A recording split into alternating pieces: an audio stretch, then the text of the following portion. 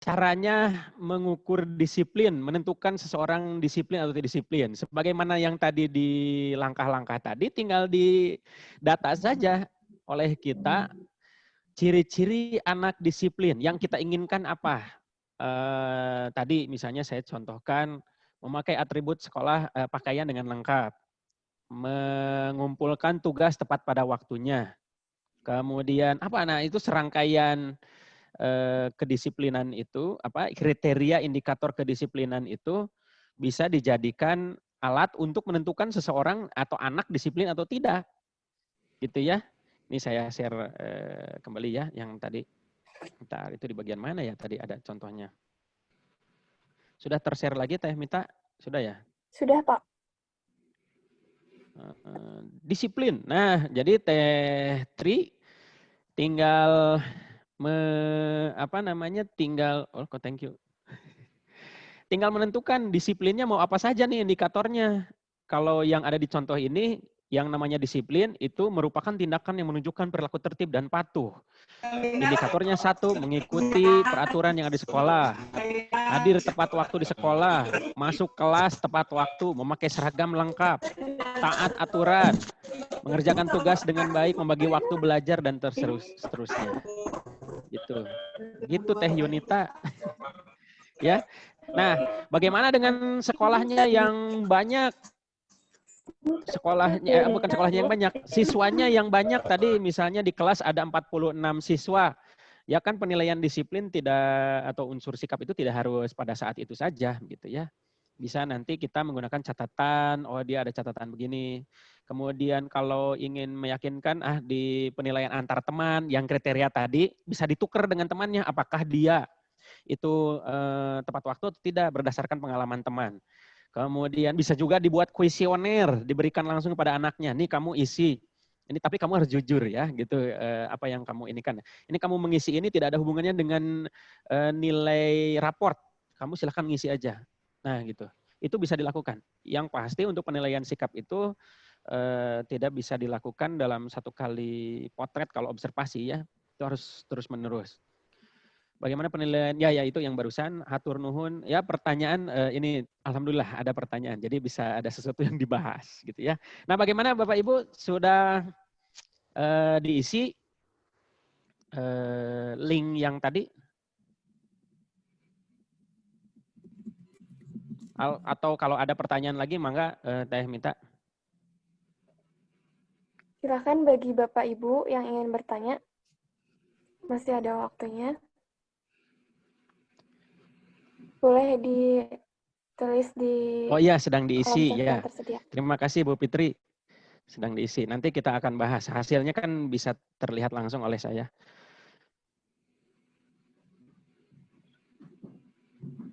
Oke, nah sekarang apakah taat beribadah itu bisa diukur? Pokoknya ini masalah ukuran mengukur, menilai, mengevaluasi, mengukur, menilai. Jadi sekarang terasa mudah ya.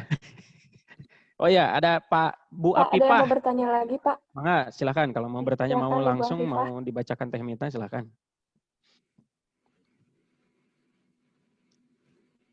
Silakan Bu Apipah.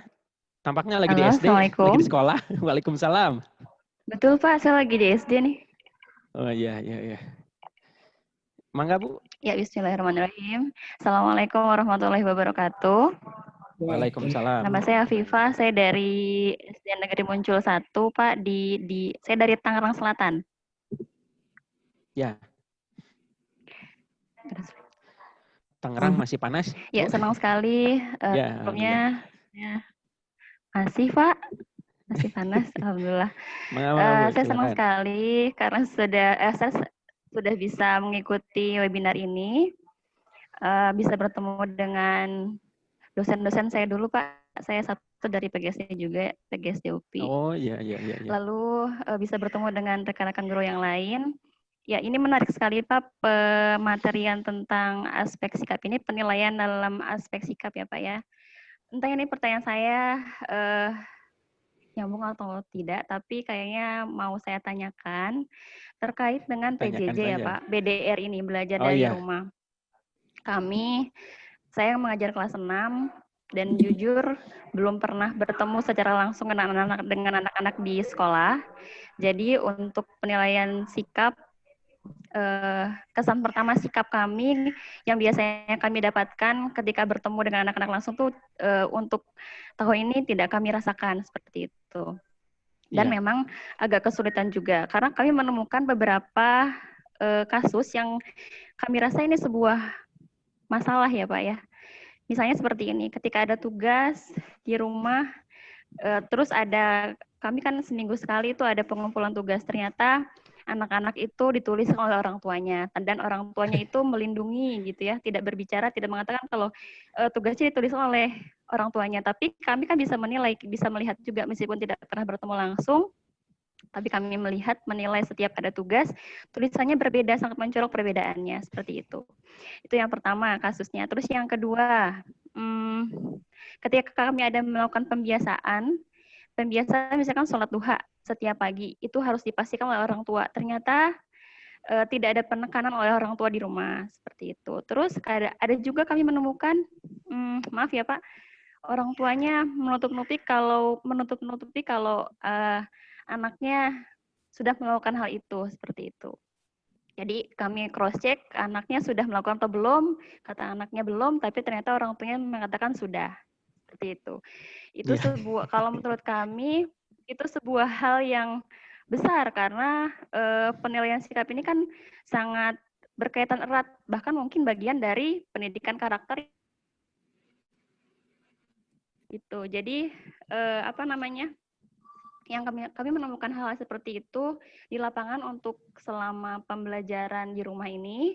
Nah, yang jadi pertanyaannya adalah bagaimana cara mensiasati penilaian sikap ini untuk lebih ditekankan selama PJJ, karena mau tidak mau ternyata ketika kemarin pemateri hari pertama itu ya, Pak Budi itu mengatakan bahwa untuk era sekarang kan kurikulum darurat. Ya, kurikulum yang dipakai di masa pandemi ini. Dan itu menitik beratkan pada pembentukan anak-anak di rumah sebetulnya. Tapi ternyata tugas kami sekarang double, Pak. Yeah. Menurut saya ya, tugas kami sebagai guru itu double. Pertama, mendisiplinkan siswa di rumah, plus mendisiplinkan beberapa orang tua yang memang memiliki sikap yang seperti itu, gitu. Yeah. Itu sih sebetulnya. Mudah-mudahan di wilayah yang lain tidak ada yang kasus seperti yang kami rasakan ya Pak ya. Tapi itulah realita yang ada untuk sekarang, terutama di masa PJJ ini gitu, pembelajaran jarak jauh. Jadi mohon pandangan dari Bapak seperti apa dengan fenomena yang peristiwa yang kami alami di sini, dan solusi terutama untuk penilaian sikap yang harus ditekankan, seperti itu. Terima kasih. Assalamualaikum warahmatullahi wabarakatuh. Waalaikumsalam warahmatullahi wabarakatuh. Langsung Teh Mita ya. Jadi Teh Apipah, pertanyaan Teh Apipah itu mewakili banyak orang. Ini yang juga sudah masuk di chat dan ada private juga terkait dengan pandemi, bagaimana cara menilainya. Terutama ada tidak sinkron antara orang tua yang settingan. Jadi bukan hanya YouTube settingan, tapi orang tua settingan. Ini ada pertanyaan masuk. Nah, ada di dalam apa ya? Mohon maaf, saya mau menggunakan keilmuan bimbingan konseling untuk kasus seperti ini. Yang pertama, orang tua itu ya kita bisa lihat positifnya ya, sisi positifnya. Orang tua dengan anak dalam pengertian positif, mereka lebih erat. Mereka lebih memiliki keeratan hubungan interpersonal sehingga mereka saling melindungi aib-aib di keluarga, gitu ya.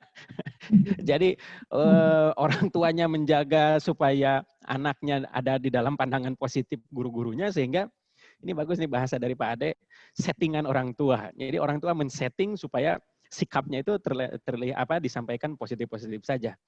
Nah, salah satu yang sering dilakukan oleh konselor itu yang pertama mengubah mindset bagaimana orang tua terlibat untuk pendidikan anaknya. Gimana ya caranya ya?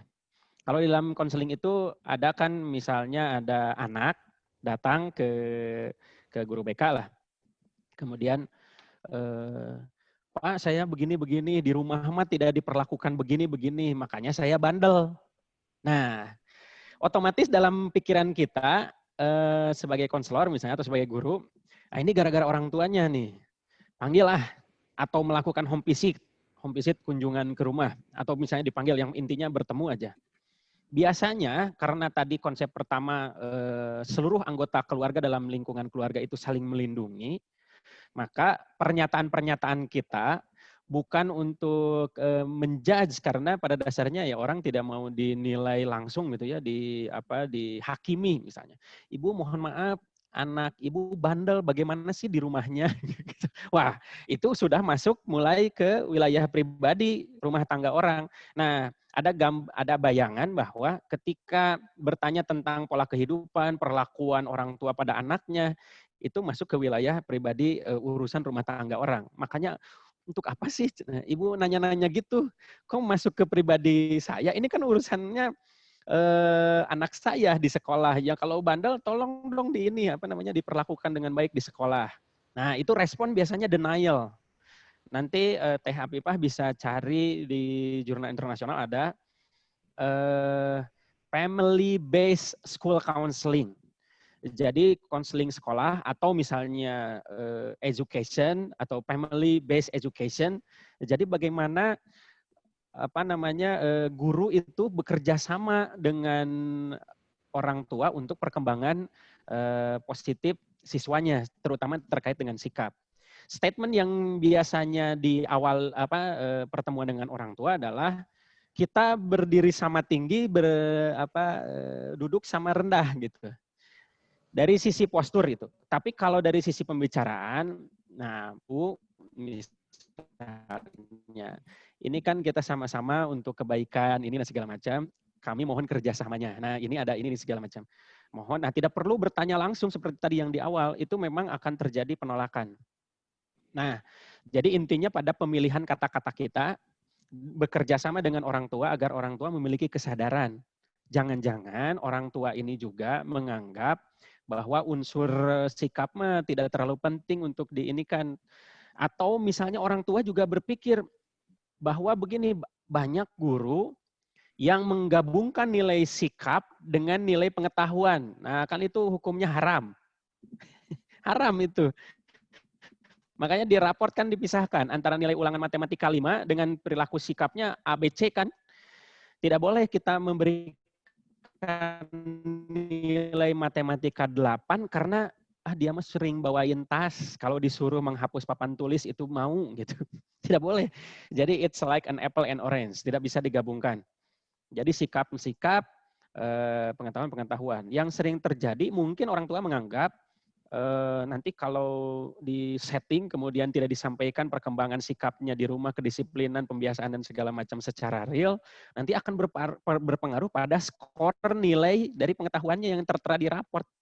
Nah itu juga perlu dipahamkan pada orang tua. Nah jadi ini fenomena masyarakat yang muncul seperti itu begitu ya. Nah jadi gitu Teh Apipah tetap semangat. Ini akan menimbulkan, bagus sih sebetulnya, akan menimbulkan teori-teori implementasi dari kerjasama antara orang tua dengan sekolah. Nah, kalau kerjasamanya baik, bagus, biasanya kan istri saya guru BK nih, akhir Lebaran suka ada parcel atau ciri kerjasama yang baik itu suka ada kiriman dari orang tua, misalnya ya, berterima kasih orang tua apa segala macam, anak saya begini dan seterusnya. Nah, bagaimana dengan penilaiannya? Penilaiannya, kalau kerjasama sudah positif, sudah baik demi kebaikan anak yang kita didik, kebaikan putra-putri ibu, sudah kita dalam satu meja yang sama, at the same page di halaman yang sama untuk kebaikan siswa atau anak dari Bapak dan Ibu. Nah, ini ada instrumen-instrumen. Jadi pedoman observasi, daftar checklist, kemudian angket orang tua yang mengisi. Nanti di bagian identitas misalnya, saya adalah ibu dari anak ini, kelas ini. Kan di bawah diberi petunjuk. Instrumen ini adalah untuk mengungkap atau menilai sikap, disiplin sehari-hari di rumah. Nanti kita bisa menuliskan tidak ada hubungannya dengan nilai ketika Bapak Ibu misalnya mengisi pilihan jawaban yang manapun yang tertera di instrumen. Nah, itu kan akan lebih enak gitu. Jadi jadi orang tuh memang terlalu cemas, sekarang itu terlalu cemas dari penilaian itunya, jadi mengorbankan ya kejujuran tadi sampai ada settingan, kemudian saling melindungi dan seterusnya. Gitu ya.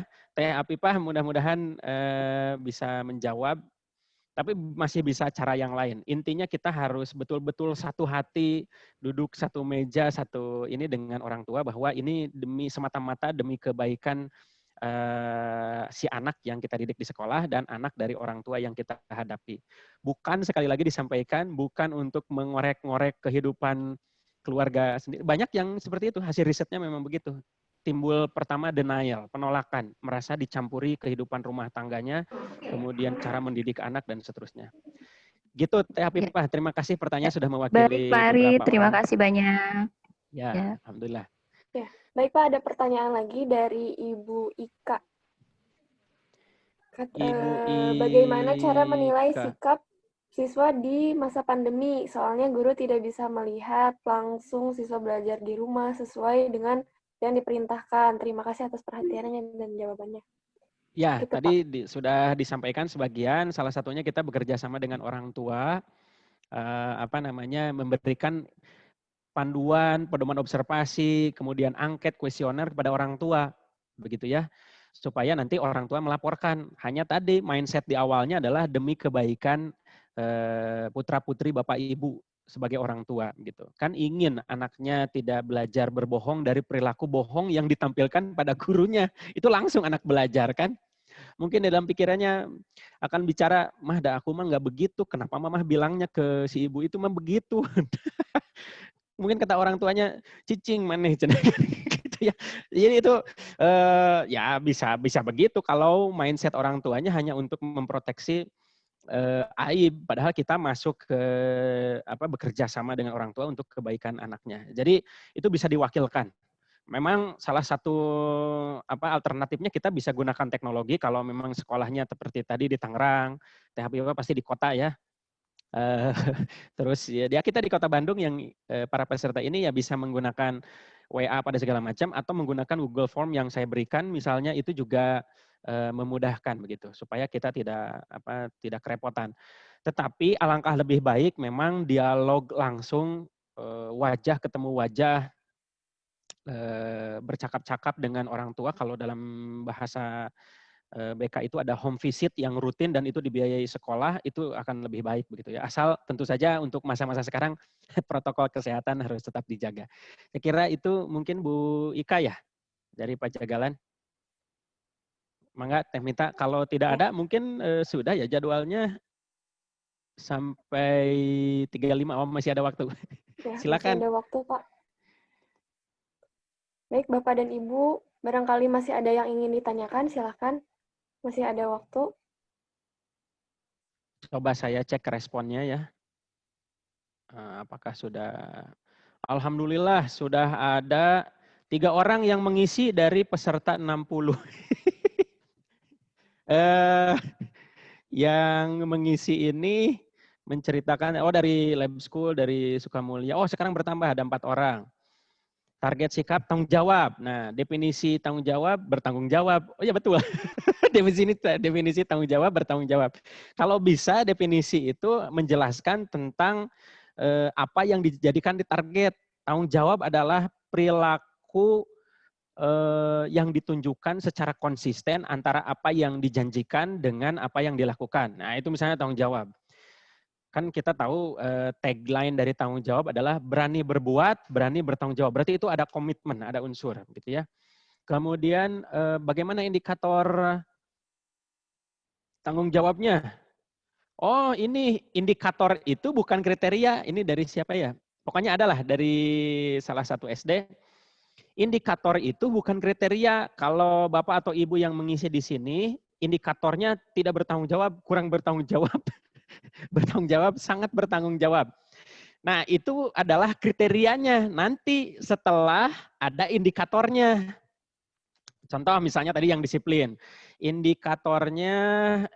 Atau saya tampilkan gitu ya.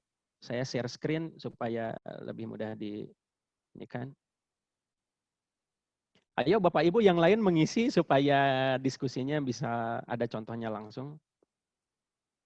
Sudah terlihat Teh Mita? Sudah, Pak. Sudah. Nah, ini sudah Ya, ada beberapa, namanya akan saya tutup. Ini dari beberapa sekolah ini.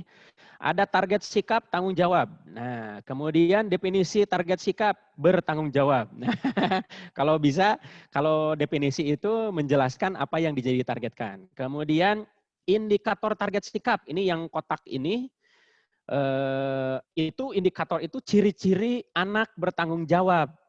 Misalnya, mengikuti jadwal piket atau melaksanakan jadwal piket. Nah, itu indikator tanggung jawab.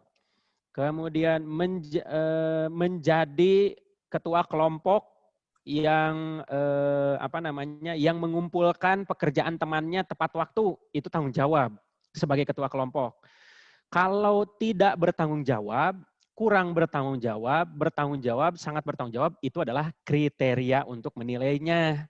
Jadi kalau indikatornya, wah banyaknya indikatornya yang dipenuhi, wah dia mah misalnya tadi bertanggung jawab terhadap kelompoknya, kemudian dia diberi jadwal piket, mengerjakan piketnya, checklist-annya banyak, nah berarti dia masuk kategori bertanggung jawab atau sangat bertanggung jawab. Begitu ya, ini yang mengisi. Dan ini ada kendalanya nih, kriteria ini tidak seimbang. Perhatikan di 1, tidak bertanggung jawab. 2, kurang bertanggung jawab. 3, bertanggung jawab. 4, sangat bertanggung jawab. Kalau ingin membuat kriteria, harusnya ditarik dulu ujung ke ujung. Kalau ujungnya ada kata sangat bertanggung jawab nih, yang ini nih, ada sangat bertanggung jawab, maka yang ujungnya pun harus ada sangat bertanggung jawab. Begitu ya. Kalau misalnya tidak ada, misalnya contoh, tidak bertanggung jawab. Yang kedua ini kurang bertanggung jawab. 3 itu cukup bertanggung jawab, maka yang keempat bertanggung jawab saja gitu. Supaya ada dikotominya, pembagiannya itu seimbang gitu ya. Nah ini bagus, alhamdulillah ada ini. Wah ini ada yang nambahan lagi. Sangat baik, sangat baik, cukup atau kurang itu bukan indikator. Tetapi kriteria. Nanti setelah indikator itu terpenuhi atau tidak. Kalau terpenuhi, kita membuat indikator disiplin ada 10, terpenuhi 8, tentu saja disiplinnya sangat tinggi. Kan begitu ya. Oke, kita lihat ke bawahnya. Rencananya, penilaiannya akan banyak menggunakan jurnal. Ya, kurang lebih kita ya mencatat, oh ada laporan dari orang tua bahwa anaknya begini-begini. Kalau tidak yakin, kembali tadi jawaban dari pertanyaan Teh Afifah ya. Jadi kita harus betul-betul bekerja sama dengan orang tua. Pedoman observasi oleh orang tua bisa dilakukan, penilaian antar teman, ya mungkin teman di rumahnya misalnya ya, penemuan wawancara segala macam. Nah, kemudian, ini contoh, bentar. Wah, alhamdulillah tapi ini. Keyakinan diri bisa membuat dan melakukan penilaian sikap, asalnya tidak yakin lebih banyak, menjadi lebih yakin lebih banyak dibandingkan yang tidak yakin gitu ya. Alhamdulillah. Nah, ini perhatikan yang saya buat ini sebagai contoh penilaian sikap ini, antara tidak yakin ujungnya harus yakin. Kalau saya membuat sangat tidak yakin maka ujungnya harus sangat yakin. Gitu ya contoh yang tadi. Oke, responnya udah terus bertambah. Kemudian apalagi nih yang bisa diungkap dari sini? Oke. Kembali ke atas sebagai contoh, ini ada tentang misalnya, apalagi tadi disiplin sudah, sopan santun. Nah, yang ketiga nih, sopan santun, ciri-cirinya mana ya? Oh, sopan santun ini definisinya. Sopan santun merupakan perilaku seseorang menunjung tinggi nilai, menghormati, menghargai, tidak sombong, rajin menabung, dan seterusnya ya. Nah, indikator dari sopan santun apa? Coba ada di sini enggak? Berbahasa. Wih, ini bagus nih. Indikatornya dari aspek berbahasa, indikatornya memilih kata-kata yang santun. Kedua, menyapa guru. Aspek yang kedua, menghormati. Indikatornya apa?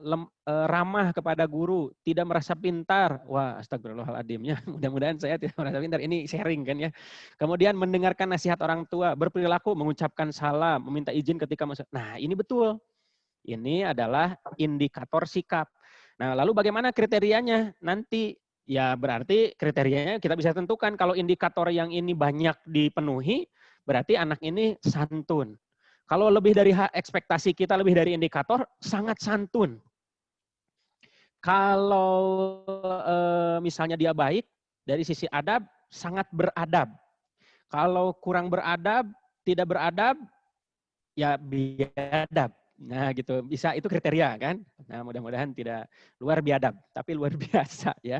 Nah ini bagus, ini namanya indikator gitu ya. Yang tadi, yang ini adalah yang sangat baik, cukup dan segala macam itu kriteria. Ya. Jadi sekali lagi kriteria itu untuk menilai dari ukuran-ukuran hasil dari yang kita peroleh dari indikator yang kita kembangkan. Tapi ini jadi rasanya gampang ya. Maksudnya setelah begini mah entah sayanya, tapi kayaknya Bapak Ibu merasakan ini, oh kok gampang ya. Nah coba kita tanya lagi nih di bawah. Mana ya? Hal apa saja yang masih dianggap sulit mengembangkan penilaian sikap? Proses penilaiannya harus sabar, tercatat, terdokumentasi, melakukan observasi dengan jumlah yang banyak, apalagi ketika Zoom kan sekarang ada definisi mabal yang baru atau kabur yang baru adalah tidak mengaktifkan suara dan video. Itu kabur sebetulnya. Mungkin orangnya tidak ada gitu ya ketika Zoom atau apa Google Meet atau segala macam. Kemudian ya proses penilaian kalau banyak memang harus sabar kita mengobservasi, kita dokumentasinya bagus. Pengembangan instrumen sangat gampang sekali. Yang tadi indikator tadi, contoh misalnya yang santun tadi indikatornya nih lengkap nih, yang santun berbahasa, menghormati, berperilaku, salam dan segala macam. Ini coba bayangkan, ini tinggal di copy, di pinggirnya ya tidak, itu paling sederhana. Checklist, anak ini kata-kata yang digunakannya santun, ya checklist. Itu kalau daftar checklist. Kalau pedoman observasi ya kita lihat saja gitu ya. Atau misalnya angket, ya kita berikan. Saya memilih kata-kata yang santun dan sopan ketika berbicara. Misalnya dia mengisi sesuai, kurang sesuai, tidak sesuai, cukup sesuai, tidak sesuai. Nah seperti itu ya. Nah semua instrumen itu tergantung. Yang penting kalau Bapak Ibu sudah membuat indikator dengan jelas, mengembangkan instrumen itu lebih gampang.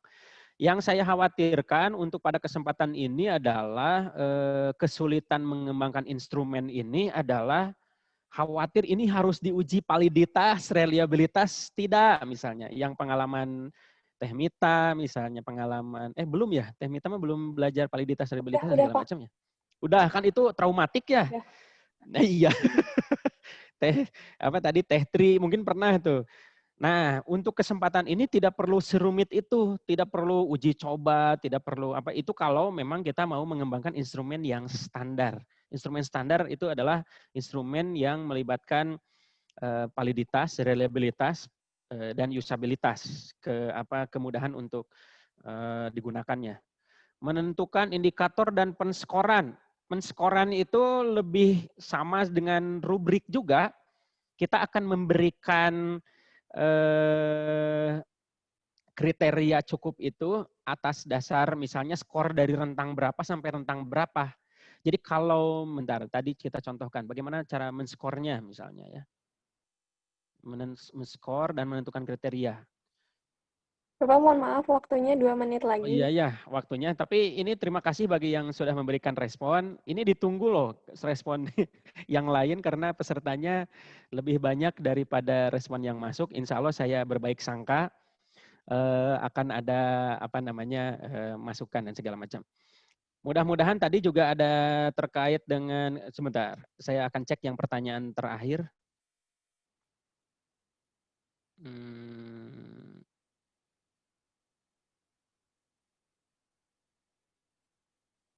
bila akan dilakukan pelatihan teknis untuk pengembangan alat ukur penilaian sikap, harapan Bapak Ibu 100% menjawab perlu. Insya Allah Prodi PGSD mungkin ke depan akan mengembangkan atau melakukan kegiatan yang lebih teknis lagi sehingga Bapak Ibu memiliki keterampilan untuk mengembangkan penilaian sikap, keterampilan maupun yang kemarin kognitif. Saya kira itu, terima kasih Teh Mita, Bu Epi, dan semua tadi yang telah merespon, bertanya, dan seterusnya. Bagi yang belum, ditunggu sebagai evaluasi pemaparan pematerian, isian yang telah tadi link yang disampaikan. Terima kasih, mohon maaf atas segala kekurangan. Assalamualaikum warahmatullahi wabarakatuh.